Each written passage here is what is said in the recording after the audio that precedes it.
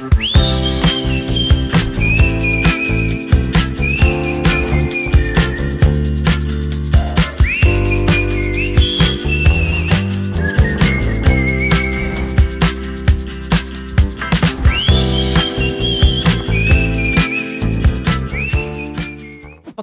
šiandien apie globą. Visose Lietuvos miestuose veikiantys globos centrai nuolatos ieško budinčių bei nuolatinių globėjų ir globotojų. Bet institucijoje vis dar auga virš 1000 vaikų. Daugiausiai jų vyresnio amžiaus paaugliai. Todėl be galo džiaugiamės kiekviena šeima, kuri atveria širdis ir namų duris paaugliui. Aš esu Eglė Vaitkevičienė, globos ambasadorė, 20 vaikų mama ir globėja. O pas mus svečiuose Ina, kurią jau 3 metus mama vadina 17-metis Gintaras. Labas, Ina. Labas, Eglė. Papasakok, kaip globa, atsirado jūsų gyvenime, jūsų šeimos gyvenime. Kaip tai nutiko? Iš tikrųjų, tam nei ruošėmės, nei planavome. Globa tikrai nebuvo mūsų tikslas ir siekiamybė, bet vieną dieną prieš tuos 3 metus sutikom pašėlusį, nelabai klausantį berniuką, Kazlų Rūdoje. Turėjom pirmąjį mūsų pasimatymą, kontaktą, susitikimą. Aplinkybės, žinoma, ten buvo nelabai mums malonios, bet taip jau gyvenime pasisuko, kad Gintaras mus pasirinko ir jis mus atvedė į globos kelią. Taigi prieš tuos 3 metus mes tapom globėjais, nes vaikas mus pasirinko. Dažniausiai, kalbant ypatingai apie paauglių globą, tas yra daug baimių ir daug mitais apaugusi. Paaugliai šiaip ta amžiaus grupė, kuri, kaip aš sakau, mes esam už juos atsakingi, bet jie visiškai neprognozuojami. Tai ir jo labiau Gintaras buvo, kaip supratau, sudėtingas vaikas, ar ne? Ar jūsų neišgąsdino tai, kad situacija nebuvo tokia rožinė ar pūkuota?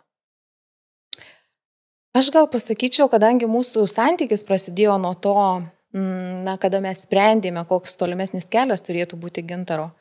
Kalba vyko apie vaiko gerovės komisijos posėdį, kaip žinia, aš dirbu savivaldybėje ir tuo metu Gintaro likimas buvo mūsų kaip komisijos rankose.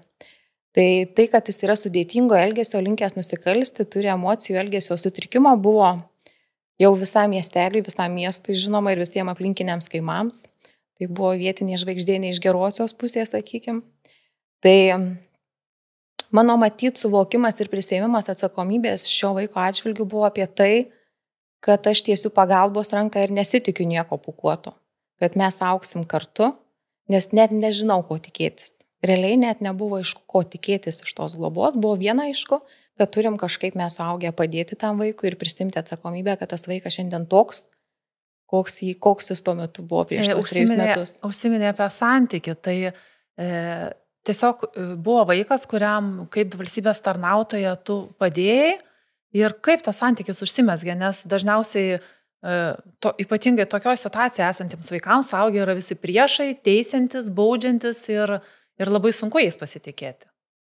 Aš manau, kad didysis uždavinys ir buvo atkurti pasitikėjimą, Gintaro pasitikėjimą suaugusiais.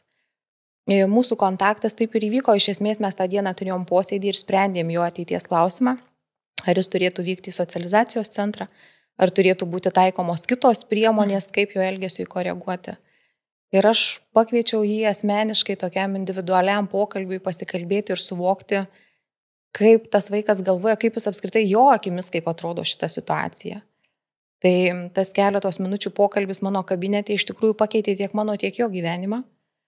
Ir tuo metu, kada aš paklausiau Gintarai, ar tu supranti, kad tai yra dugnas, kad tu pasiekiai dugną savo elgesiu ir jeigu nepradėsi keisti savo elgesio, jeigu neleisi specialistams dirbti su tavimi ir tau padėti, iš esmės ateitis bus labai liūdna. Ir Gintaras pats priėjo, apsikabino ir kaip 14-metis berniukas, kuris tikrai vizualiai atrodė kaip 10-metis vaikas, paprašė, padėkite man.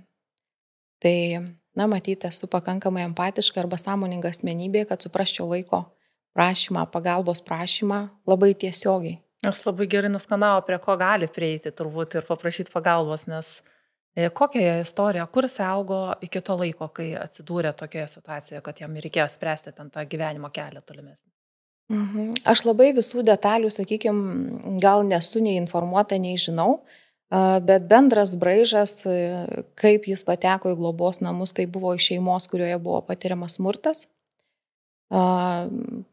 Ganėtinai galbūt tai vyresnių tėvų vaikas buvo, jis paskutinis 5. vaikas šeimoje buvo, vyresnės 4 sesės jau buvo, sakykime, daugumoje 3 iš jų buvo pilnametės, viena dar buvo nepilnametė, bet 17-metė buvo, kada įvyko tie įvykiai šeimoje, kad jį paėmė iš šeimos.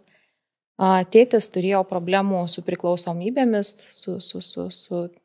kiek žinau, galbūt ten ir teistumai tam tikri buvo. Tai mama, matyt, palikusi su 5 vaikais, nelabai galėjo jais pasirūpinti, nes turėjo sveikatos problemų. Taip susiklostė, kad ir atvejo vadyba, ir pagalba šeimai nebepagelbėjo. Ir berniukas atsidūrė globos namuose, tuo metu Šakių berods globos namuose, vėliau keitė globos įstaigas iš vienos įstaigos į kitą, vėliau dar buvo keletas globėjų, kurie atgal pagražino jį, tai jis išėjo perėjęs ir tą globos, lūžusios globos kelią, ar ne, kaip mes tarp globėjų kalbam kartais. Bet tai tos patirtys labai tokios, kuriem apskritai suaugę mažiausiai turbūt pasitikėjimų keliantys žmonės buvo. Iš tikrųjų, stebuklas, kad jisai nuskanavo jūs kaip galimybę, turbūt kaip tą pagalbos ranką ištiestą. Bet kalbam apie jūs, bet o kaip šeima sureagavo? Jūsų aplinka, nes iš esmės ateiti, pasakyti namo, turiu darbę tokią situaciją, labai sudėtingas paauglys, turbūt jeigu, kadangi miestelė visi jį žino ir kad šitas siaubas baubas dabar bus mūsų namuose. Tai kai sureagavo aplinka, ta artimojo aplinka? Taip, iš tikrųjų buvo toks, aš matyt gal net ne pati priėmiau tą sprendimą, kad turėtų vaikas atsirasti mūsų namuose. Ir nebuvo pirminis galbūt toks užmanimas, kad tai turėtų būti mūsų šeimos narys. Pirminė mano turbūt nuostata ir intencija buvo padėti vaikui socializuotis ir turėti su juo savaitgalius, išvykas, šiek tiek parodyti, kad yra kitoks santykis, kad galima suaugusiais pasitikėti. Toksai savaitgalinė globa ir tokia savaitgalio ir atostogų globa, ar ne? Aš gal mačiau kaip galimybę, kad tai turėtų eiti šitų kelių. Kad per labai trumpą laiką mes įkristim į visiškai pilną globą, kur atsiduosim visą širdim ir visi. Tai iš tikrųjų tuo metu tikrai nenumaniau. Ir sugrįžtant prie klausimo, iš tikrųjų buvo tas toks pokalbis su vyru. Jisai dirbo su nuteistais nepilnamečiais. Tai buvo labai ta tema tokia jam aiški ir suprantama, apie ką aš kalbu. Ką reiškia tas sudėtingo elgesio paauglys, jis juos mato kiekvieną pamainą budėdamas. Tik tai ten jau yra, reiškia, perėję į tą tokį nusikalstamą. Sakykime, jau patirtis būna tokia su nusikalstamu braižu. Bet visą laiką žiūrint į šitus vaikus, kurie neišmylėti, neišglostyti, jie visada yra žingsnis iki to. Tai pajausti tą, kad dabar yra tas metas, kai mes dar galim padėti ir pakeisti jo gyvenimo kryptį, tai mes abu su vyru matytą labai aiškiai supratom. Ir kalbantis, paskui aišku, Facebook'e, pažiūrėjus nuotraukas, mano vyras pasakė, iš to vaiko akys geros, dirbk su juo. Matyt, tai buvo tas toksai startas arba tas žalias šviesaforas, kad veikiam ir judam visi vieną kryptim dabar. Turiu paminėti, kad ir dukrą turiu suaugusią, dabar jinai pati mokytoja dirba toje mokykloje, kur Gintaras anksčiau mokėsi, tai dabar tą santykį labai galim palaikyti visom kryptim ir reiškia iš tos pedagoginės pusės. Ir iš tikrųjų mes matyt labai tokie empatiški žmonės, tiek mano mama, tiek dukra, tiek vyras, visi priėmėm tą idėją ar tą misiją ar viziją, kad turim tam vaikui padėti labai natūraliai, kad prie to prisidėsim kiekvienas, paliai savo galias, taip kaip suprantam, ir tada ėmėm veikti. Ar greitai atsirado tas jo pokytis, vidinis pokytis, nes dažniausiai elgesys yra atspindys to, kaip vaikas jaučiasi. Ar ta prasme tas buvo kažkoks lūžio taškas, ar tai, kad jisai atsirado jūsų namuose jau ir pasijuto saugesnis, ar tiesiog kaip įvyko tas toksai iš to labai pikto paauglio, kad tapo naminis vaikas? Mano akimis tai buvo tokia susidvejinusi asmenybė. Namuose tai buvo labai mielas berniukas. Iš esmės ten jau po pirmų vizitų į namus, kada mes turėjom savaitgalinius susitikimus, išvykas, jau tas santykis transformavosi, bet tai, kaip jisai elgėsi namuose, pas mus atvykęs į svečius, tai jo elgesys globos įstaigoje ir ugdymo įstaigoje buvo 2 skirtingi modeliai elgesio ir visiškai išraiškos skirtingos. Tai tas matėsi, kad jisai vienur jaučiasi tikrai labai gerai ir turi tą gėrį savyje, kur šiek tiek pamaitintas tom gerom emocijomis, jas greit spinduliuoja atgal ir yra aplinka, kuris visada pasiruošęs kovoti. Tai matytas irgi šiek tiek žingsnis po žingsnio vedė link globos ir tos nuolatinės globos ir atsiradimo mūsų namuose kaip šeimos nariui. Ir kada jau buvo, sakykime, atvykęs į mūsų namus ir pradėjom kartu gyventi, tai tikrai išgyvenom visas stadijas, kas buvo minėta ir psichologijos vadovėliuose. Nuo kurios? Laukit, aš irgi čia buvau, man įsijungęs skambinė. 1 sekundę, aš ne... Ne, dabar toji, kadangi sustabdėm, aš... Saustas skambina, nustop, viskas gerai. Nuo kurios vietos dabar mes čia kalbam, kad kai atsidūrė jūsų namuose, išgyveno visas šitas stadijas. Taip, ir kada globa mūsų prasidėjo, jau gyvenant kartu šeimoje, tai kartu gyvenant iš tikrųjų išgyvenome visas psichologijos vadovėliuose aprašytas stadijas. Tiek vaiko regresija, kritimas į kūdikystės tarpsnius. Labai keista buvo stebėti 14-metį, kuris apsikabina, guguoja, išgyvena tokias vaikiškas fazes. Labai daug apsikabinimo buvo iki skaudančių šankaulių ir jau galvojau, kada šitas etapas bus praeitas, kada čia tos meilės pasisotinsim. Vėlesniam laikė, aišku, jau ten šiek tiek sumažėjo tokio, sakykime, labai to fizinio artumo poreikio, tada prasidėjo tokie gilesni pokalbiai. Jis pradėjo labiau atvirauti, apie savo išgyventus dalykus pasakotis. Matėsi labai, užspaustos didelės emocijos, skausmas, vaikiška baimė, neišgyventa ir transformuota į agresiją. Tai su laiku, kai tuos dalykus supranti, kad nėra blogų vaikų, yra tik negerai besijaučiantys vaikai. Tai tas momentas, sakykime, kad jisai namuose pas mus išėjo, tokius savo psichologinius ir vidinės transformacijas ar pokyčius, tas labai aiškiai matėsi, bet prie jo keitėmės ir mes labai. Iš esmės tai buvo augimo, dvasinio augimo arba tokios asmenybės brandos augimo kelias ir mums. Ar buvo sunku keistis? Nebuvo lengva. Nebuvo lengva, nes aš pasakysiu, kad dirbant švietimo sistemoje, man vis tiek daugiau tekę yra bendrauti su vaikais, kurie ypatingai gabūs, talentingi, olimpiadų nugalėtojai, pati mano dukra, jinai tokia labai visur aktyvi, mokykloje toks žinomas ir populiarus vaikas ir atėjus į šeimą šitam vaikui, matėsi, kad mes nelabai suprantam, kaip su juo bendrauti, kaip elgtis ir ką iš tikrųjų reiškia tas specialiųjų ugdymosi poreikių vaikas. Kai sakai laikas ruošti namų darbus, o jam nelaikas ruošti namų darbus. Kai sakai, kad laikas tvarkytis kambarius, nes mes tai paprašym savo susitarimuose ir taisyklėse, tai nieko nereiškia, tas užrašas tada galioja tik tau. Tai tokių visokių įdomių dalykų reiškiasi buityje, mes irgi mokėmės, ieškojom būdų, kaip tartis ir susitarti. Ir tai nebuvo lengva, tas paskatino mane eiti studijuoti, aš pabaigiau psichoanalitikos mokslus per tą laiką, kol buvau globoje, kol vyksta mūsų globos, reiškiasi patirtis, iš poreikio atrasti būdus, kaip tam vaikui padėti. Nes aš mačiau, kad su specialistai ne visada mato, ne visada užkabina, ne visada įvyksta tas ryšys ir kontaktas ir mačiau, kad kai kurie dalykai, kurie yra užsibuvę jame, užšalę ir tas ledkalnis viduj vis esantis labai lėtai tirpsta ir man norėjosi atrasti būdus, priemonės, kaip jam padėti. Aš dar galvoju, iš kitos pusės, tu esi švietimo pagalbos centro. Aš esu Kazlurdos savivaldybės švietimo, kultūros ir sporto skyriaus vedėja. Ir kaip ir tavo sfera, ta švietimas, pagalba kiekvienam vaikui. Ir labai turbūt aiškiai pasimatė, kad kartais tiesiog negeba ar nesuaugę priimti to kitokio sunkesnio vaiko. Tai ar buvo lengva kalbėti būtent su mokykla, nes namuose mes tobulėjom patys, žinodami tikslą, ar ne, ilgalaikiai tikslai, kad norim ne čia ir dabar to vaiko, bet ateities jam to pokyčio, kad jisai ateityje ten sėkmingai gyventų. Bet dažnai ir iš globėjų dažnai girdžiu, kad būtent mokykla kartais būna tiesiog žingsnis atgal. Dėl nepatyrimo, dėl nenoro, aš nežinau, dėl kažkokių patyčių, tai kaip buvo jūsų atveju? Ar buvo lengva paprašyti pagalbos tų, kurie kiekvieną dieną šalia jo, mokyklos visos bendruomenės? Žinai, Eglė, jeigu atvirai, tai sunkiausia mano globos dalis tai yra apie tai.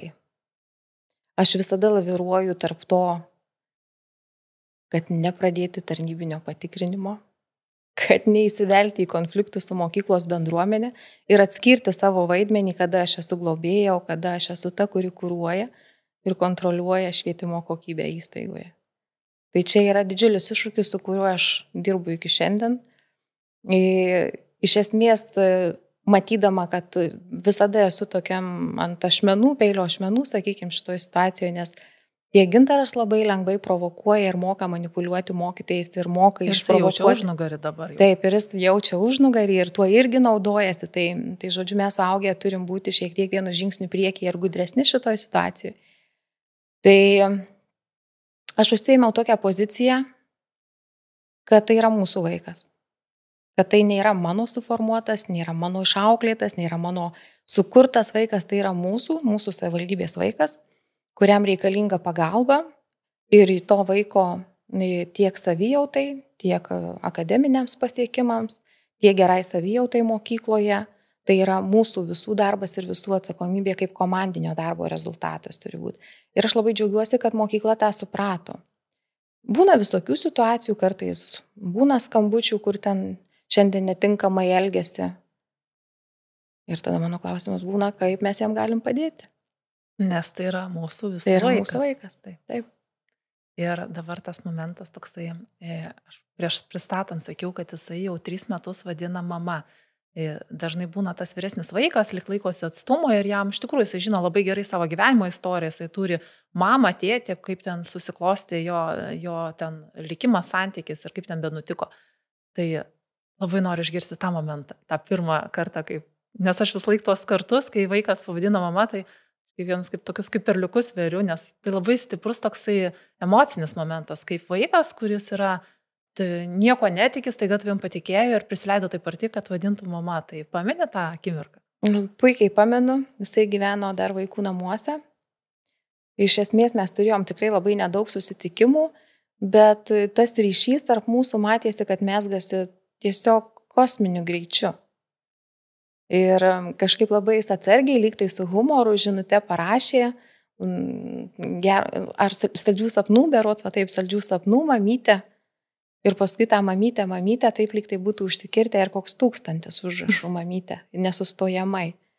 Ir tada supratau, kad jam tą žodį turėti kam pasakyti, tai buvo taip pat reikšminga ir svarbu. Kaip ir mus, aišku, nudžiugino, kad tas vaikas tikrai mus supranta dabar kaip pačius artimiausius žmonės, su kuriais jis mato savo ateitį. Labai smagu, kad jisai turi ir tėtį, ir mamą, ir sesį, ir močiutę, kaip suprantu, ar ne, tą tokią plačią giminę. O tarkim, draugai, ar buvo taip, kad kažkiek tai žmonių nesuprato tiesiog jūsų šito žingsnio, jūsų šito sprendimo ir atitolo?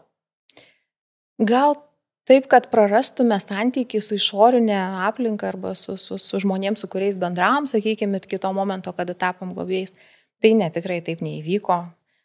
Mes manau, kad esam pakankamai brandus ir jeigu jau pamatė, kad tokį žingsnį žengėm, tai ir priėmė kaip mūsų atsakomybę.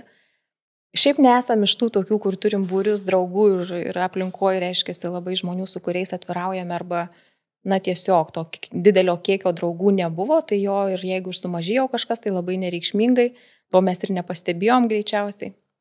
Atvirkščiai turbūt daugiau buvo tų, kas palaikė ir tikrai dėkojo ir sveikino ir skatino ir drąsino ir patys matyt sėmėsi iš mūsų galbūt tos drąsos, nes tikrai buvo, kas klausinėjo, kaip tas globos kelias atrodo, kaip reiškiasi apskritai tapti globėjais.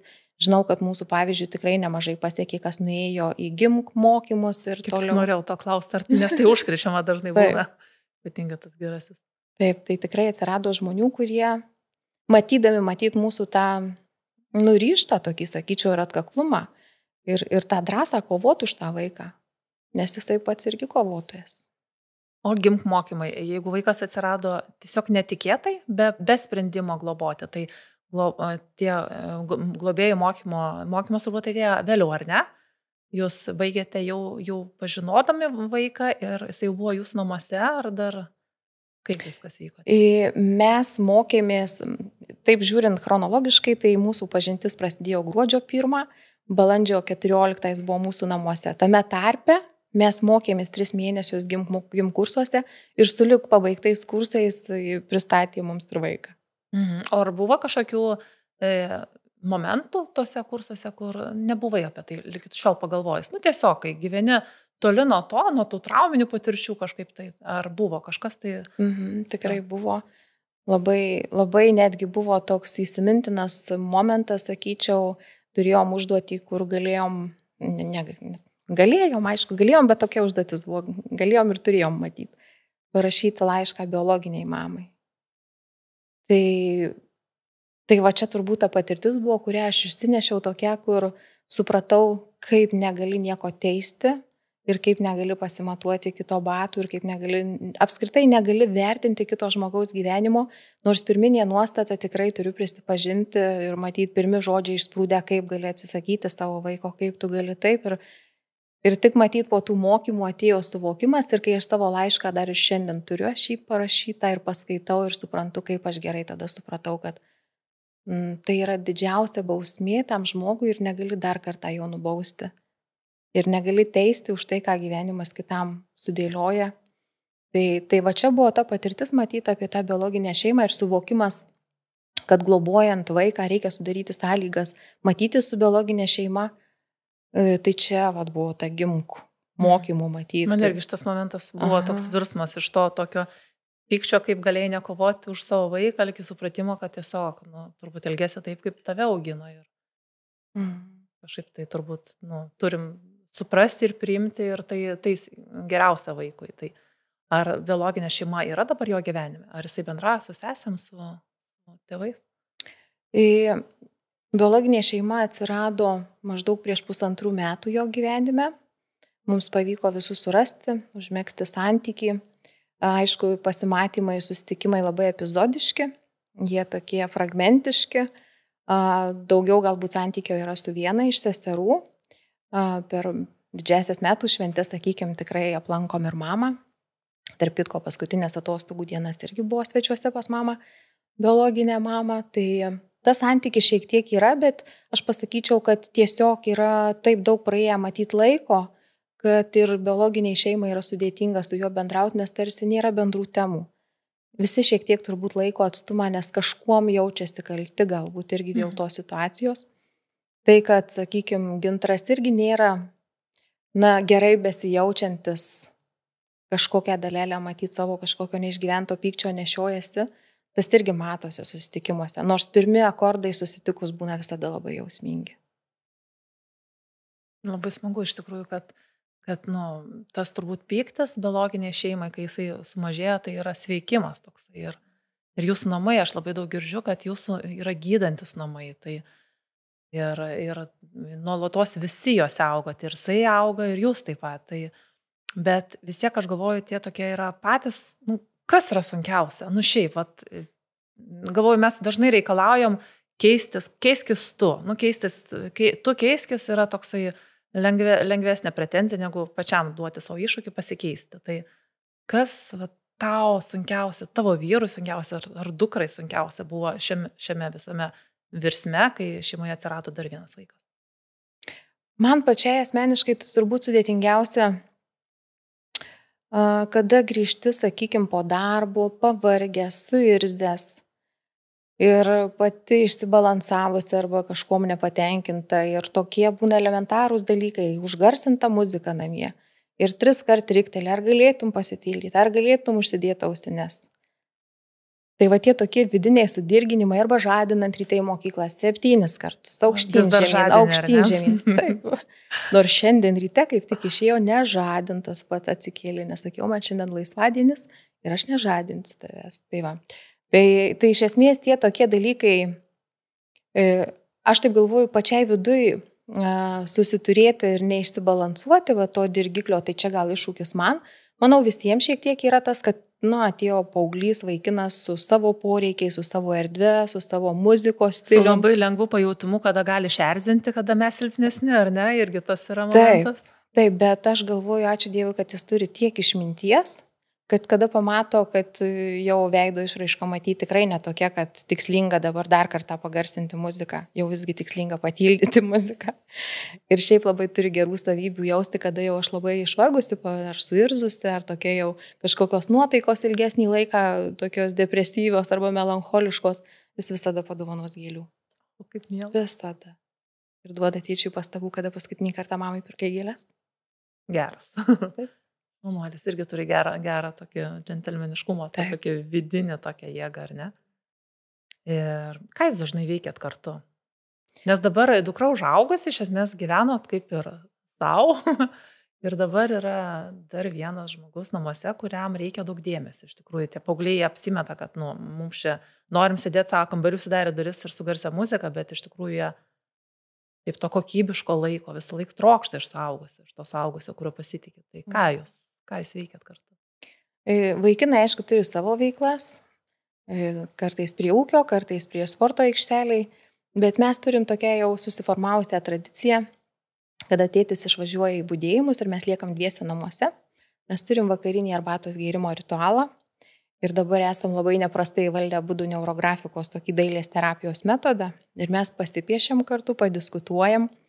Jeigu būna kažkoks sudėtingesnis jam laikas arba konfliktinių situacijų su draugais, arba ten, sakykime, ir su biologinė šeima, jis mėgsta rašyti laiškus. Paskui mes aptariam tos laiškus, tada jisai sudegina, šiaip dažnai rašo laiškus savo mirusiam tėčiui. Tai čia jo metodai, kur aš matau, kad kartą per savaitę mes maždaug sugrįžtam prie šitų temų ir labai transformuojasi jo elgesys. Tas gyjimo momentas turbūt labiausiai pasireiškia per šitus paskutinius metus. Tai mes turim ta kokybiška mudviejų veikla, tai dažniausiai būna tokia terapinė. Terapinam viens kitą. Ir tada turbūt, kai tie gerieji momentai, kaip sakau, visi santykiai tvarkomi valgant pyragą. Iš tikrųjų apsitarimas, tai toj ramybėje turbūt galima ir aptarti tos konfliktus, kurie vyksta. Jie vis laik vyksta iš tikrųjų ir to labai normalu. Ir mes patys būnam dažnai ir suirstam ir viskas jau labiau paauglys. Tai kažkaip tas labai žavi jūsų tas tokie ritualai, o tarkim šventės. Pirmos kalėdos, jisai atėjo gruodžio pradžioje, ar ne? Į namus atėjo balandžio 14 pas mus, bet pirmų kalėdų mes neturėjome. Kalėdos buvo po metų jo. Jo, bet šiaip tradicinės šventės mūsų, tai taip mes švenčiam, aš matau, kad jis anksčiau neturėjęs tų patirčių tokių.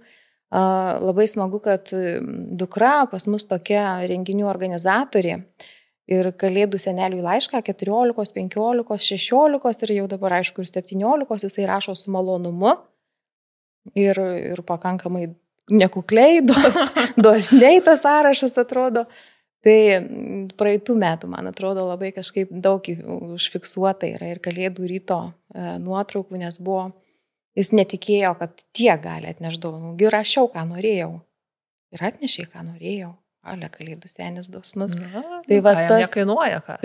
Tai tas labai kažkaip, aš atsimenu, tiesiog ta kalėdų dvasia, aš čia sakau, aš net ir Facebook'e kažkur parašiau postą su ta nuotrauka, su besišypsančiom akim lukštenant dovaną, kad kalėdos yra apie tai. Apie tas akis. O jo draugai, vis tiek jo gyvenime įvyko toks begaliniai didelis pokytis. Ir ar buvo pokytis draugose, ar keitėsi ta aplinka, kuri buvo aplink juos buvo, ar tie draugai iš praeities atėjo iki jūsų ir ten svečiuojasi, nežinau, kažkaip tai būna namo. Su draugai situacija yra tokia, ankstesniam laike, kas buvo jo draugų ratas, tai labai dėjom pastangų sąmoningai, kad to rato neliktų ir pakeitė mokyklą ir mokyklos aplinką, ta prasme visai kitą miestelį išvažiavo, nes tai buvo terpė, kur tikrai skatino daryti tokius nusikalstamus veiksmus ir, žodžiu, socialiai neveikė teisingai. Išėjus į kitą mokyklą mokytis, galiu pasakyti, kad tai nevyko pokytis per vieną dieną ir atsirado draugai iš kitokių šeimų. Tai buvo vėl pritraukti tie patys linkę parūkyti, linkę kažkokius ten, žodžiu, kažkur susipešti, susimušti, nepasidalinti ir panašiai. Tai tas elgesys, reiškia, jo elgesio modelis nesikeitė, jis nemokėjo pritraukti kitokių žmonių. Šiandien dienai labai džiaugiamės, turi tikrai ir tų tokių santykių, kur ir pasportuojantys berniukai, ir draugių mergaičių, gal net sakyčiau, daugiau pas jį aplinkoje yra mergaitės draugės. Nu taip, su mama nedovanoja gėlės, tai ten mergaitės turėtų lydytis nuo jo. Aš kartais sakau, kas savaitę turiu po kitą marčią. Tai va taip, o sakyčiau, draugų aplinka jo pasikeitė 100%. Aš praktiškai neturiu nei vieno kontakto, su kuo jisai būdamas 13-12 metų bendravo, nebelikę tų vaikų. Naujai atsiradusių draugų irgi santykis neišsilaiko ilgai su berniukais. Su mergaitėm daugiau pabendrauja, kažkaip tas santykis ilgiau išsilaiko, bet su berniukais sudėtinga jie. Aš dažnai pastebiu, kad tas draugų ratas keičiasi kartu su augančia savivertė, kai tu pradedi suprasti, kad man nebetinka, tarkim. Tai čia toks ilgas, bet natūralus procesas. Labai atliepsiu tavo išsireiškimą tavo, nes šiais metais planavom, kad rugsėjo mėnesį jau praeis į profesinę mokyklą ir jis pasidomėjęs, kai į profesinę mokyklą nuėjo, va ta pirminė jo aplinka, iš kurios jisai išėjo, būdamas 14 metų. Sakė, ne, į šitą profesinę aš dabar neįsiu, nes ten jau ne mano lygio žmonės. Nu, draugai. Čia jo irgi apie tą jausmą, kad aš esu jau pakankamai stiprus atsispirti tam, kas nelegalu. O kas toliau? Nu, jam dabar 17. Nes aš kažkaip tikiu, kad globa yra visam gyvenimui, nu, tokie dalykai. Bet būna visą laiką, jeigu santykis nesusiklosto, jūsų atveju tai yra, nu, tas jūsų šeimos jausmas grindžiamas santykiu. Bet ar jaudinasi dėl jo ateities, ar jau ramu, kad jau įdėta tiek, nuglostytas tiek, kad jisai ateityje tiesiog galės sėkmingai kurti savo gyvenimą? Jeigu sakyčiau, kad visiškai ramiai jaučiuosi, tai būtų absoliutinė tiesa. Aš matau, kuriuose srityse jis stabilizavęsis, kur vyksta pokytis, bet iki to visiškai sąmoningo, atsakingo už savo veiksmus, už disciplinuoto, už gebančio valdyti pinigus arba priimti sprendimus nepaveiktam draugų, tai dar labai ilgas kelias. Ir dabar žiūrint į situaciją, kad jis baiginėja 10 klasę, turėjo vienus metus nukartojo kurso anksčiau, tai mes aišku dedam vilčių, kad jis tikrai eis profesinę mokyklą, turės profesiją, labai domisi į automobilių techniką, na toksai labai berniukiškas specialybės. Žino labai taip kategoriškai, neina net perkalbėti, kad galimi ir kiti variantai.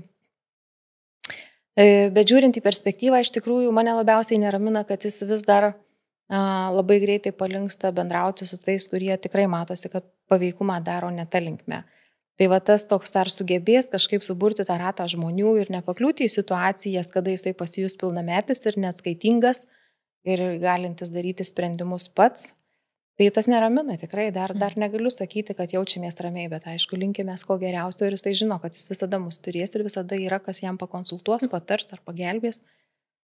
Aš dažnai sakau, sulaukus pilnametystės, tai iš esmės atsiranda, kad priimi sprendimus tu ir atsakomybę prisiimi tu. Ir mes liekam santykėje, kur mes tau patarsim, padėsim, bet tikrai negalim kalbėti apie tai, kad tau su 18 ir tavo sprendimas nesimokyti, nieko neveikti ir labai smagu drypsoti savo kambaryje. Ir kažkas apie tai turi pasirūpinti, o tau tiesiog labai gera. Tai aš sakau, tokio santykio tikrai nebus. Yra santykis apie tai, kad tu gyvenant turi visą laiką mokytis ir augti. Tai sakau, mano santykis su tavim geras tol ir aš labai gera, kol matau, kad tu dedi pastangų mokytis. Jeigu tu pradedi parazituoti, naudotis kitais žmonėm ir, žodžiu, ten va taip netinkamai elgtis, tai sakau, aš to apie tai pasakysiu. Aš šiandien važiavau čia į laidą ir visą laiką save stabdžiau, kad neprokontroliuočiau 2 suaugusių vaikų, kurie šiandien turi vienas 12-okas jau irgi pilnametės, kad nepavėluotų į savo pamoką, nes penktadienį tik tai viena pamoka. Ir kažkaip galvoju, leisk, daryti savo klaidas. Ir vyras sako, jis turi, kiek gali iš paskos eiti, nes turi leisti kažkada klystant, bet užaugti. Tai labai smagu, kad tas, kaip suprantu, jisai taip ir, jūsų vaikas visam laikui, ar ne? Ir toksai Ar kalbat apie ateitį, apie jo tą tokį pasirinkimus, kai jis mokysis, ar jisai gyvens profesinį dar jūsų namuose, ar jau kažko bendravotis, ar turite šalia tą mokyklą, kur norėtų mokytis? Esam šiek tiek diskutavę apie tai, jisai labai kažkaip to bendrabučio. Pirmus kartus tai labai norėdavo kažkaip, kad jau bendrabutis ir laisvės nepriklausomas ir jisai priima sprendimus, kur su kuo ir kelintą valandą miegot. Tai tas buvo dabar kažkaip, kai jau artėja tas periodas, kur jau galėtų tai būti, tai tiek entuzijazmo nėra tame. Aš čia vieną kartą sakau, tai aš tau parodysiu, kaip reikia mokesčius apmokėti, kaip atrodo sąskaitos. Ir žiūriu, kad slopsta tas entuzijazmas savarankiško gyvenimo, gyventi atskirai ir pasirūpinti visko pačiam. Buvę tokių pasikalbėjimų irgi yra dar dėdė, yra dar močiutė gyva, tai jis buvo ir tokių užsiminimų, galbūt ir pas močiutę norėtų dar važiuoti, padėti, nes jinai ten didelė sodyba. Buvo ir su dėdė, kuris gyvena užsienyje ir turi verslus, irgi galbūt važiuoti ir pas dėdę pagyventi ir žodžiu, turėti kažkokias darbo, uždarbio galimybės. Tai to galutinio tokio sprendimo tikrai nėra ir žinant jį, kad jisai pakankamai dažnai keičia savo poziciją, nuomonės, tai nežinau dar. Tas 18 Bet šie metai paskutinė, ar ne mokykla, ar jisai baigs vidurinę mokyklą ir paskui eis į profesinę? Tai praeitais metais irgi buvo labai aiškiai, kad eis į profesinę šiais metais, bet sėkmingai eina toliau į gimnaziją. Tai dabar pasakyti, kad kitais metais jisai tikrai eis į profesinę, gali būti, kad kitais metais kalbant aš sakysiu, jis eina jau ir 11-12 toliau gimnazijoje. Žodžiu, negaliu atsakyti, nes jis tikrai neturi tokio apsisprendimo ir labai, dar išgyvena tą tokią nuotaiką tuo metu, kaip jaučiasi. Turiu tą tokį, Labai smagu, kad gali saugiai jaustis, išgyventi tos akimirkos nuotaiką. Spaudimo mes tikrai nedarom jokio. Toj vietoje aš visiškai laisvai, kaip tu jauti, noriu pasilikti čia, mokykloje, gimnazijoje, palaikom, mokykis gimnazijoje, priimsi sprendimą į profesinę, mes sudarysim sąlygas, kad tu važinėtum, turėtum, nes šiaip į Kauną greičiausiai reikėtų važiuoti, tai apie 40 km. Traukiniais, aišku, važinėja, ten buvo laikas, kai ir mes patys važinėjom irgi. Tai tame bėdos tikrai nėra, tik tai, sakau, aš kažkaip jis taip pats turi priimtą sprendimą, o tie sprendimai dar šiek tiek tokie vaikiški, kai kada tokie gaivališki, vieną dieną tokie, kitą dieną tokie. Bet apie armiją pakalbam, kad tais. Savanorių. Savanorių, taip. Smagu. Ir dabar galvoju apie paauglius. Kas labiausiai gazdina žmonės, kaip manai, kodėl yra tie paaugliai, virš 1000 vaikų dar yra institucija. Kodėl žmonės, nes aš imu išskirtinai tik paauglius priemu šeimą, save atėję paauglys. Kaip mes galėtume sugriauti kažkokius mitus, kad žmonės suprastų, kad paaugliai, nėra labai jau ten patogus, bet gal ir neturėtų būti, ar ne, nes tas patogus vaikas suaugusiam, tai jisai patogus ir bendramžiam, kuris nežinia, kokią linkmę jį gali ten nukreipti, ar ne? Tai sugriaukim kokį mitą. Kodėl žmonės bijo paauglių? Aš galvoju, kad esminė sąlyga tai yra didelis noras keisti kitą. Ir mano turbūt pradinėje irgi buvo tokia pozicija, kad eina šitą vaiką sutvarkyti. Ir čia nebėda. Mesgi visko išteklių yra, galim ir čia ir į teatrus, ir į spektaklius vežioti, ir praplėsti vaikui pasaulėžiūrą ir supratimą, ir čia tik tai va. Ir sutvarkysim tą vaiką, tiesiog jam reikia meilės ir dėmesio. Kiek kartų norėjau nuvažiuoti į teatrą? Nei vieno. Kiek kartų nuvežėm į stovyklas, kurios tikrai labai nepigios buvo ir labai tinkančios šitam vaikui, nes labai vyriškas pavyzdys ir visą ką. Ir dar nespėjus grįžti namo, sukom mašiną ir važiavam atgal susirinkti vaiką. Čia apie tai, kad suaugę geriau žino, ko reikia vaikui ir nepaklausia. Tai aš apie tai ir noriu, Eglė, pasakyti, kad tada, kai susitvarkom suaugę savo galvą ir nesistengiam padaryti vaiko arba vaikui, tai kaip mes galvojam, kad jam geriausia, o leidžiam vaikui pasirinkti pačiam, tiesiog duodant žaislus ir stebėti, ką jis priima, su kuo jisai nori turėti tolimesnį santykį. Tai va čia tas matyt mitas ir būtų, kad neturėkim iliuzijos, kad paėmus vaiką reikėtų jį pakeisti, reikėtų jam sudaryti sąlygas augti ir keistis pačiam. Bet kad mes patys turėsim pasikeisti ir galbūt priimti tam tikrus sprendimus arba net ieškoti priemonių, gal saviugdos, kad reikės patiems su savim padirbti ir suprasti, tai aš manau, kad irgi kiekvienam tas kelias greičiausiai jis tai turi būti nueitas, kitaip matyti neįvyksta tas pokytis. Tada iš karto gryninu, kad globėjo tapti turi žmogus tas, kuris nori mokytis. Taip. Nuolatos tobulėti ir mokytis. Labai teisingai. Taip, dar apie ką turėtų, kokio globėjo mes norėtume matyti. Mes kalbam apie tai, kad šitie visi vaikai yra mūsų vaikai. Ir jeigu mes neprisiliesim prie jų gyvenimo, tai jie tokie pikti ir nelaimingi, tokie kaip buvo tavo berniukas, išeis į gatves, ar ne, užaugę žmonės, tiesiog turintys daug pretenzijų ir nuoskaudų tiems, kurie nebuvo šalia, kai labiausiai skaudėjo. Tai koks dar žmogus turėtų tapti globėjų? Ką mes norėtume matyti? Matyti asmeninės savybės, tai turėtų būti labai tolerantiški žmonės.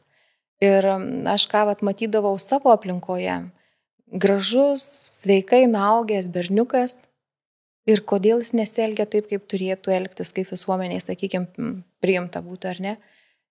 Tai aš taip galvoju, kad matytas mitas, kad žiūrint į vaiką su rankom, su kojom ir su juo yra viskas gerai ir jis turėtų daryti taip, tai turėtų lūžti ir suprasti, kad kiekvienas individualiai, kiekvienas viduje turi tokių dalykų, ko mes nematom ir matyti rankas ir kojas, tai nereiškia matyti sveiką vaiką.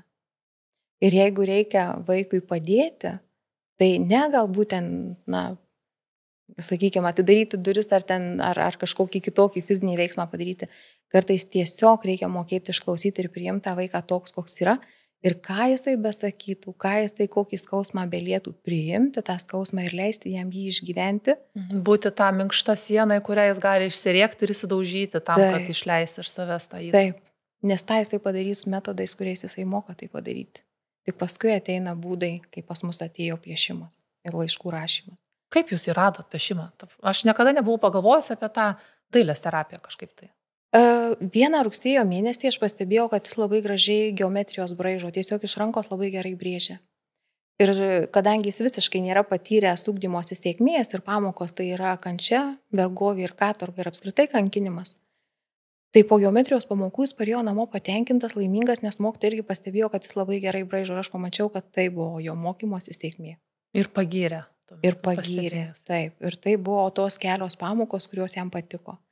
Ir tada, kaip tik aš matydama, kad man šiek tiek irgi stokoju tų žinių ir suvokimo, kokius metodus, kokius būdus galėčiau taikyti, keičiant to vaiko savijautą, tam tikrus, sakykime, išsireiškimus, įnešti to tokio, kaip apskritai atrakinti, kad tas vaikas kalbėtų apie jausmus. Man buvo toks vidinis uždavinys, dėl to aš nuėjau truputėlį ir pastudijuoti tuos dalykus.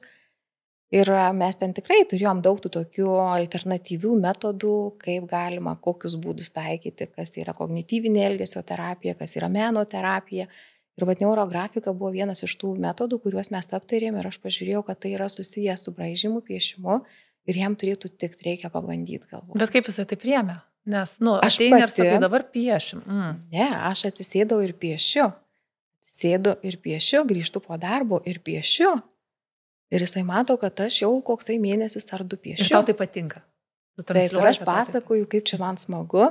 Tada atvažiuoja dukra, aš papasakoju, kas čia, stebiu, kad klausosi. Ir tada po kokių ten keletos mėnesių jisai prieina ir sako, aš ir norėčiau pabandyti. Sakau, labai gerai, žiūrėk, kaip čia veikia, kaip čia reikia daryti. Čia tobulas pavyzdys, kad aplinka užkrečia, nereikia nieko auklėti, reikia daryti dalykus, kurie mums smagus ir jie tiesiog kažkaip prisijungia. Labai smagu. Ir apie tą mokslą. Tai aš galvoju studijuoti kažkokią sritį ir turėti namuose, nežinau, negalima sakyti turbūt tyrimo objektą, bet turėti namuose žmogų, kuriam tai skiri, ne? Dėl kurio tai darai, dėl kurio gilinėsi mokslą. Tai turėtų turbūt išbandėjai viską, ar ne? Tai, ką išgirdai ten moksluose, kaip padėti jam nurimti, kaip jį nuglostyti ir pasidalink tada kažkokiais dalykais, kurie galbūt padėtų, nes iš tikrųjų kartais globos būna sunkios. Ir tavo globa buvo sunki. Buvo lengvas tavo požiūris į ją. Ir mano globų daug buvo sunkių, bet mano požiūris buvo lengvas. Bet kartais žmonės tiesiog užstringa, ir negali išjudėti, nežinau, dėl kažkokio užsispyrimo, dėl principų, kai sakai, aš žinau, kaip turi būti ir nevyksta taip. Tai ar galėtum pasidalinti kažkokiu paslaptim, kuri padėtų atrakinti tą vaiką uždarą, piktą ir kažkaip tai nukreipti jo tas emocijas tinkamą linkme? Aš tai galiu pasakyti taip. Viskas, kas yra gerai ir viskas, kas yra blogai, tai tik tai mūsų mintyse.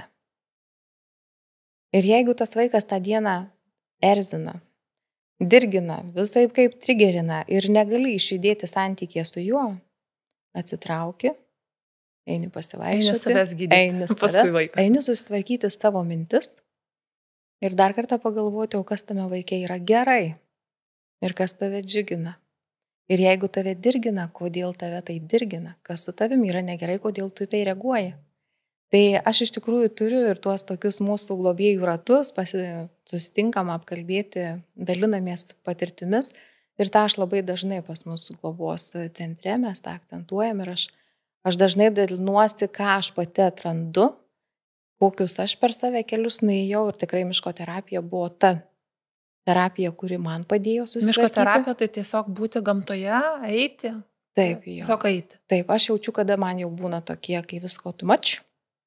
Tada aš arba dviratį pasiimu ir važiuoju miško takučiais, arba einu į mišką, sėdžiu miške, klausausi, medituoju, permastau, susitvarkau, išsivalau savo šiukšlyną galvoje. tai iš esmės yra tie dalykai, ką aš noriu pasakyti ir pasirinkusiems globos kelią. Vaikai nėra blogi. Yra mūsų požiūris į situacijas. Ir viskas, kas vyksta ir atrodo, kad vyksta, kaip taip man, už ką man, kodėl jis toks. Tai yra apie tai, kad tai yra mūsų požiūris į tą situaciją. Ir kai tik tai pradedi galvoti, kad jeigu šiandien mane tai erzina, tai kodėl, gal aš esu pavargęs. Gal aš galiu pasikalbėti apie tai ir pasakyti, kad žiūrėk, buvo ir pas mus tokių, žiūrėk, Gintarai, žinai. Šitas dalykas tikrai mane labai erzina. Čia aš tikrai blogai jaučiuosi. Ir Gintarai, kai 7 kartą einu tave pažadinti, tikrai man visą dieną, žinok, jau ne kažką. Žinai, jau aš nuotaikos nebeturiu nuo pat ryto. Ir tada tą pateikimą informacijos ne kaip priekaištą, o kaip tokį, kad tu supras mane ir išgirs, kartais net ir per humorą. Ir dažniausiai per humorą. Ir su vaikais sudėtingo elgesio daugiausiai visko per humorą.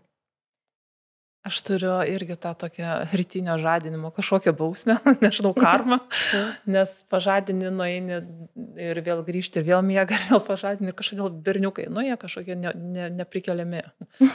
Tai galvoju, tikrai ir pasitinu, sakau, ką su tuo darom? Tu turi žadintuvą, tu turi telefoną šalia savęs, kažkaip tai spręskim šitą dalyką, tai aš labai gerai suprantu, kai ta sukyla, atrodo menkniekis, ar ne, gali ten tuos 7 kartus pasakyti, nueiti tą kambarį. Bet kažkodėl tai labai sudėtingas momentas ir vėlgi, kodėl tai erzina, ar ne, kodėl, nes kažkaip tada suaugusiam, kad vieną kartą pasakiau ir turi būti aišku, ar ne, pažadinu, juk jau sėdėjai lovoje, po kelių minučių vėl ant šono. Jo, man tai toksai, kad mes iš esmės visi ruošiamės tuo metu į darbus ir ta kiekviena rytinė minutė brangi mums patiems, jo, ir toksai neišjudėjimas tarsi erzina, kur tavo atsakomybė, tai tu supranti, kad ir aš vėluosiu ir ten, tai va tokių. Kas labai džiugina? Gėlės, tai aš iš karto irgi taip noriu, žinokit vaikai, ir aš taip noriu. Dar toks labai džiugina, kad iš esmės turi tokią savybę nepaklusti, kaip prašai, arba ten, jau taip sakai, primeni, kad žiūrėk, jau čia susitarimas buvo apie tai. Ir toks tą akimirką jis tai rodo, kad taip nedarys. Bet tik apsisuka, truputėlį ten kokia valanda kita ir žiūri, ėmė ir padarė. Tai va tas labai džiugina, kad jisai labai bando išlaikyti tą savo autonomiją ir gali, paskutinis žodis jo. Aš pats nusprendžiau padaryti ne tavo paliepimu. Taip, ir aš leidžiu jam tą išbūti tokį. Ir kartais būna, kai kalbamės ir matai, kad prieštarauja, ginčijasi, taip kvailai net kitą kartą, ar tikrai čia reikia tos emocijos tokios. Ir mes su vyru irgi jau juokiamės, kad reikia palikti jį dabar, gavo informaciją, kad suvirškintų, išbūtų su ta mintim ir net nebejojam, kad ten dienos 2 bėgyje taip ir padarys, kaip kalbėjom. Ir taip įvyksta. Tai va tas džiugina. Dar, bet girdžiu su vyru, ar jūs vienodai matote tą auklėjimą, būtent tą globos požiūrį globą, nes dažnai būna, kad žmonės tiesiog skirtinga, nors, atrodo, ir mokymus kartu praeina, bet vėlgi mes per savo patirtis priemam. Vienam tiesiog labai sunku andrasyk pasakyti kažkokį dalyką, pasidėk kuprinėje vietą, ne? Tai kaip pas jūs šeimoje sutarėte tuo klausimu? Ar jūs sėdėt, diskutuojat ir ieško tų tiesų? Aš sakyčiau, kad mes nei sėdim, nei diskutuojam, mes kažkaip labai intuityviai viens kitą papildom. Mano patirtis auginant dukrą, sakykim, vienokia. Žilvinas apskritai neauginęs vaikų ir tos patirties, kaip auginti vaikus, juolab kaip auginti paauglį, matyti irgi neturėjęs, bet jo profesinės rytis labai praturtina, vat, būtent iš tos ryties, kur aš vadovėliškai žinau, švietimietiškai žinau, kaip turi būti geri vaikai atrodantis ir kaip juos auklėti.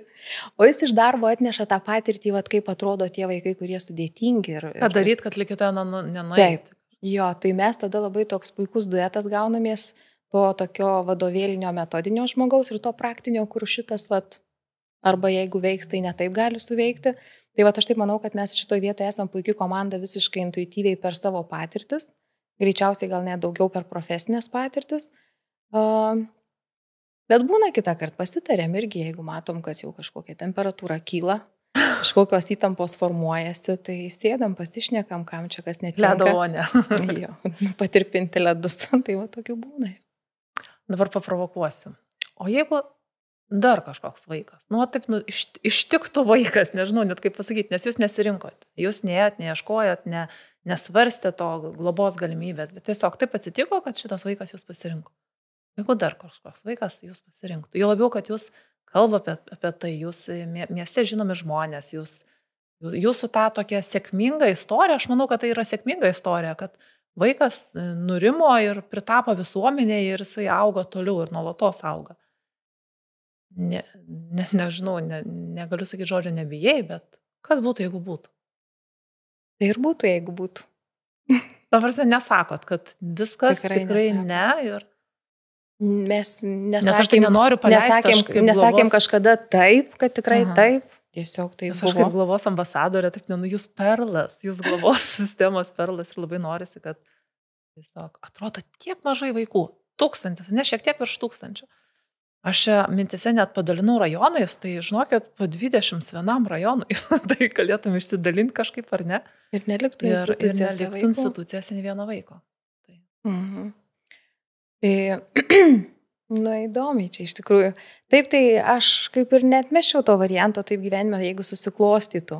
Esam ir su Gintaru kalbėję apie tai. Aš tik tai gal taip erdviškai, sakykime, vis tiek užtikrinti tam tikrą erdvę reikėtų, tam tikrą plotą matyti namuose, kad visi turėtume tą savo teritoriją. Tai matyt galėtų atsirasti tik berniukas, kitaip nebūtų, nes dar vieno papildomo kambario su... Kaip susireagavo į tą tokį, mintį, kad kas būtų, jeigu būtų? Dalintųsi? Tai pavyduliavo, gal sakyčiau, daugiau tai toksai su konkurencija. Yra tokios vienos mergaitės sesės pas mus ir jie kartu augia globos namuose ir labai pabendraujame su jom ir susitinkam ir per Messengerį ir ten, žodžiu, susijungiam vaizdo skambučiam. Tai kažkaip tos sesės jam tokios draugės artimos ir aš sakau, dar paimsim ten kelios tos sesės, tai čia bus tau kompanijos. Tai jis kaip juokais gal priima, nes supranta, kad greičiausiai taip neįvyks. Aš taip galvoju, kol jis dar pas mus namuose, tai gal irgi greičiausiai, kad neįvyks toksai, bet jam užaugus, išėjus kurti savo gyvenimą, labai netmetu to varianto, kad gali gyvenimas dar nustebinti ir mus ir dar kažką. Nes aš kažkaip galvoju, kodėl pas mane vis ateidavo vaikas, tai tas momentas, kai tas pokytis, kai ateina piktas, susigūžęs, nepasitikintis ir paskui, kaip tas žiedas prasiskleidžia, man tas pokytis taip saldu, taip be proto saldu matyti. Tai nėra tai, kad jisai pradeda vis laik elgtis tobulai ir viskas čia jau labai lengva ir paprasta, bet tie maži pokyčiai, tai jie tokie, jie be proto, jie tokie svarbus ir, nežinau, galingi jie tokie. Čia tavo apdovanojimas. Jo, čia tokia, čia visų globėjų apdovanojimas tas pokytis. Šiaip tai jo, iš tikrųjų. Netgi mes negalim tikėtis, kad tas vaikas bus toksai visiškai sėkmingas, labai gerai mokysis, labai gerai tvarkysis ir nebus nieko, su kuo jis atėjo, ar ne, su to sunkesnio elgesio. Bet tie maži pokyčiai, jeigu juos sugebam pamatyti, tai čia yra apdovanojimas, gerai sakai. Ko palinkėtum tiems, kurie jau globoja ir kurie galbūt dar tik galvoja apie globą? Matyt, tie, kurie pasirinko globos kelią, tai aš palinkėčiau išminties ir, ką ir prieš tai minėjau, iš tikrųjų suvokimo, kad viskas yra tik mūsų mintyse.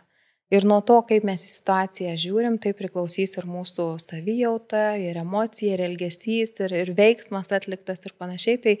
Tai aš labai sakyčiau, jeigu jaučiat, kad įsidirginote, atsitraukit ir pagalvokit, kaip galite stabilizuoti savo mintis. Nes tų situacijų tikrai visokių būna.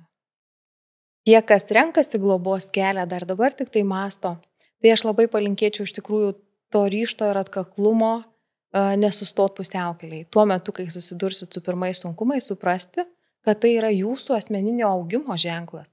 Tai, kad jūs susidūrėt ir matot ir ieškot išeities, kaip dabar išeiti iš tos situacijos, tai rodo, kad ir jūs kaip žmogus augat.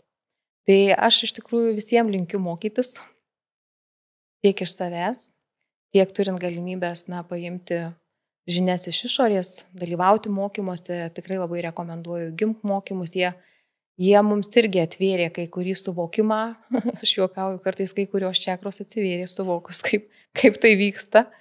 Tai mokyti suvokti, pirmiausiai viską žiūrėti kiek galima su tam tikru lengvumu, su humoru ir, matyti, asmeninė branda daro stebuklus, tai ir tuo momentu, kai labai sudėtinga, reikia galvoti, kad pirmiausia tai yra apie mane patį.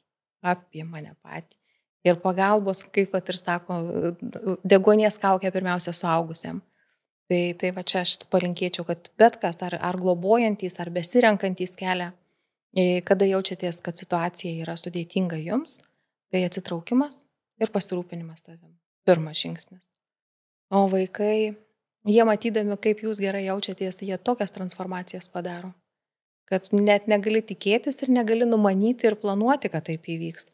Jeigu man būtų kažkas prieš 3 metus pasakė, kad jūs turėsite tokį santykį su berniuku, kuris degina mokyklą, tai aš sakyčiau, ar jums viskas gerai. Ta prasme, aš net negalėčiau, net nežinočiau, kaip su to vaiku bendrauti ir kaip jį prisileisti prie savęs. Atrodytų, žinai, toks ežiukas, velniukas. O kai prasisuko gyvenimas ir kai matai, kad pats savo stabilizuojasi ir supranti šito vaiko elgesio priežastis, tai labai nesudėtinga tada dirbti ir su pasiekmėm. Aš dar turiu paskutinį klausimą. Aš žinau atsakymą iš tikrųjų, bet noriu išgirsti iš tavęs. Ar tu laiminga visame tame? Aš labai laiminga. Apskritai, ta prasme, kaip žmogus labai laiminga esu. Nes labai myliu save. Ir man taip atrodo, kad aš esu dovana daugeliu. Tu tikrai esi dovana ir ačiū tau už viską ir linkėjimai Gintarui. Ačiū tau ir tavo 20 vaikų linkėjimai. Ačiū. Ačiū tau. Ačiū. Iki. Iki.